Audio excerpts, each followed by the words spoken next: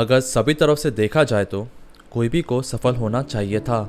इस साल 6 अप्रैल को लॉन्च किया गया ये वीडियो स्ट्रीमिंग ऐप एक अच्छी वृद्धि के लिए तैयार किया गया था। इसके संस्थापक जेफरे कैटन्सबर्ग में एक मजबूत नेतृत्व था जो पहले डिज्नी और ड्रीमवर्क दोनों के सीईओ के रूप में कार्य करते थे।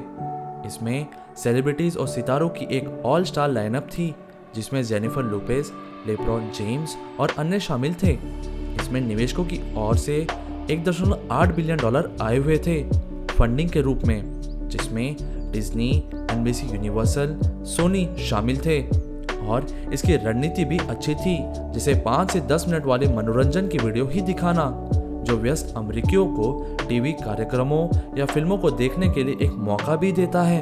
लेकिन ये काम नहीं किया। एप्लीकेशन चल नहीं पा रही है और ये एक अमेरिकी उपभोक्ताओं के बीच कृषण प्राप्त करने का कोई संकेत नहीं दिखा रही है। जून की शुरुआत में ऐप iOS के स्टोर पर 1477 पे था और 2 महीने के अंतराल में ऐप सिर्फ 1.4 मिलियन बार ही डाउनलोड हो पाया है। और तुलना करें डिज्नी प्लस के साथ तो वह 40 मिलियन बार डाउनलोड हो चुका था। तो वास्तव में क्या हुआ और कैसे ये विफल हो गया? जवाब 2 गलतियों में दिखाई देता है।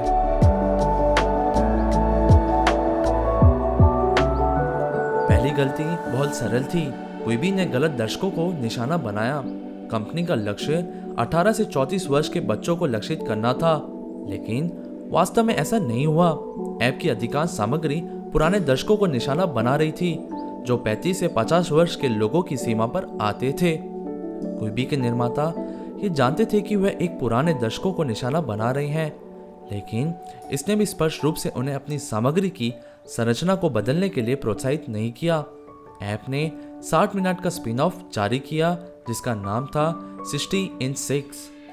इस स्पिन ऑफ के दर्शकों की औसत आयु वास्तव में 60 वर्ष है, इसलिए कहना उचित है कि स्पिन ऑफ 18 से 34 वर्षीय उपभोक्ताओं के लिए नहीं था। जैसे कि कोई भी अच्छा बाजार यह जानता है, आपको अपने दर्शकों को परिभाषित करना आना चाहिए। आप किसे आकर्षित करने की कोशिश कर रहे हैं, आपका विशेष उपभोक्ता कैसा दिखता है।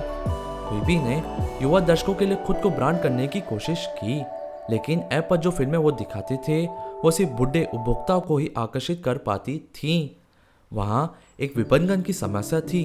क्विबी को अपने दर्शकों को परिभाषित करना चाहिए था और विस्तार करने से पहले उस उपभोक्ता के आधार से चिपके रहना चाहिए था।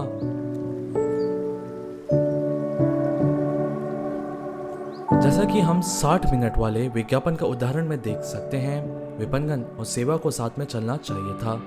यदि आप किशोरों को लक्षित कर रहे हैं तो सेवा किशोरों के लिए होनी चाहिए। यदि आप बुजुर्गों को लक्षित कर रहे हैं तो आपकी सेवा को उस उपभोक्ता समूह की ओर बढ़ना चाहिए। क्विबी के लिए जिन भी हॉलीवुड के सितारों को शामिल किया गया था वो सही कदम नहीं था। ऐसा क्यों?